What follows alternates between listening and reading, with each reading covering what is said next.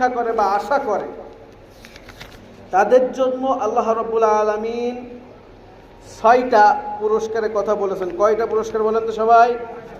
6টা পুরস্কার। প্রথম পুরস্কার হলো যারা শাহাদাত বরণ করবে তাদের জন্য। এর আগে আল্লাহ ইন্ডিকেট করে আল্লাহ রাসূলের মধ্যে জানিয়েছেন মানুষের মৃত্যু যন্ত্রণা হবে। ইন্না সাকরাতুল মাউতি বিল হক, মানুষের জীবনে মৃত্যু আছে না নাই? আছে। এই মরার সময় সুখ না কষ্ট? কষ্ট।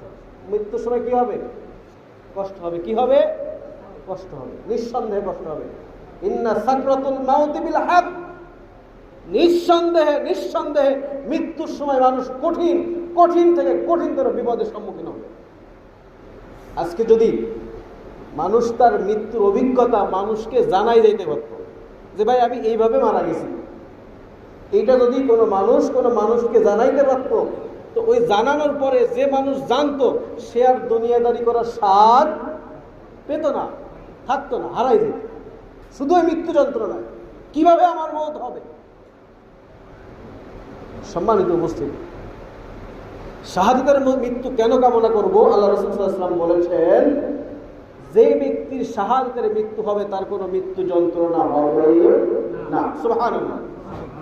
প্রথম পুরস্কার হলো যেই মানুষগুলো শাহাদাতের জন্য মনে মনে আশা আকাঙ্ক্ষা করে এবং জিহাদের জন্য নিজেকে প্রস্তুত করে জিহাদে শরীক হয়, আল্লাহ রাসূল বলেছেন ওই মানুষগুলোর জন্য আল্লাহ রাব্বুল আলামিন ইরশাদ করেছেন জিহাদে অংশগ্রহণ করে যখন সে আঘাতপ্রাপ্ত হয়ে শরীরের প্রথম ফোঁটা রক্ত যখন জমিনের মধ্যে পতিত হয়, রক্ত পতিত হতে দেরি কিন্তু আল্লাহ ইরশাদ করেছেন ওই ব্যক্তির জীবনের সমস্ত গুনাহ মাফ করতে আল্লাহর দেরি হয় না। সুবহানাল্লাহ। এটা হলো প্রথম পুরস্কার। দ্বিতীয় পুরস্কার কি? যারা জিহাদে লিপ্ত হয়ে শাহাদাত বরণ করার জন্য যারা নিজেদেরকে সঁপে দেয় তাদের জন্য দ্বিতীয় পুরস্কার হলো আল্লাহ রাব্বুল আলামিন ইরশাদ করেছেন ওই মানুষগুলো যখন মৃত্যুর মুখে পতিত হয়ে যায়, মৃত্যুর জন্য একেবারে প্রস্তুত, মওত এখনই হয়ে যাবে, আল্লাহ তাআলা মৃত্যুর আগে ওই মানুষকে মৃত্যু মুখে জান্নাতের ঘর তার সামনে উপস্থিত করে দেয়। সুবহানাল্লাহ।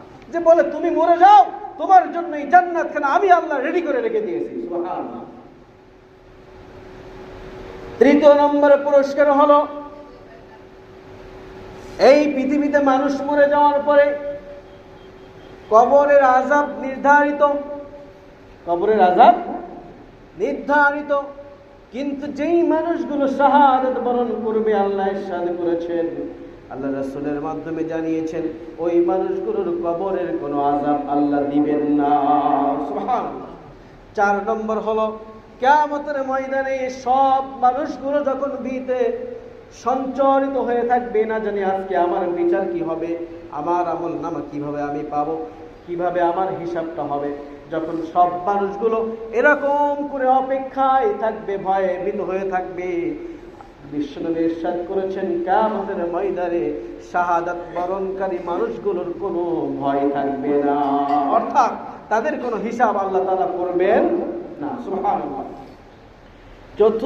পঞ্চম নম্বর হলো কিয়ামতের ময়দানে এই মানুষগুলোকে আল্লাহ রাব্বুল আলামিন স্বর্ণ এবং পাথর খচিত মূল্যবান হীরার টুকরা দিয়ে তৈরি এক ধরনের বিশেষ টুপি পরাবেন, যেই টুপিতে যে পাথরগুলো ব্যবহার করা হয়েছে এই তামাম পৃথিবীর মধ্যে যত সম্পদ আছে সব সম্পদ একত্রিত করলে যেই মূল্য হবে এক একটি ব্যবহৃত পাথরের মূল্য তার থেকেও বেশি হবে। আর 6 নম্বর হলো যেই ব্যক্তি শাহাদাত বরণ করবে আল্লাহ রাব্বুল আলামিন জানিয়েছেন বিশ্ব নবীর মাধ্যমে ওই ব্যক্তিকে একটি নয়, দুটি নয়, 72টি জান্নাতি হুরের সাথে আল্লাহর বিবাহের ব্যবস্থা করে দিবেন। সুবহানাল্লাহ। এবং সর্বশেষ জানিয়েছেন ওই ব্যক্তি তার নিকট আত্মীয় 70 জন লোককে জাহান্নাম থেকে মুক্ত করায় আল্লাহর কাছে ফরিয়াদ করে জান্নাতের মধ্যে নিয়ে যেতে পারবে। সুবহানাল্লাহ। এই জন্য ইমানদারের প্রথম কাজ হলো মনের মধ্যে শাহাদাতের স্বপ্ন লালায়িত করা। পারবো না ইনশাআল্লাহ? আল্লাহ কবুল করুন, সকলে বলি আমিন।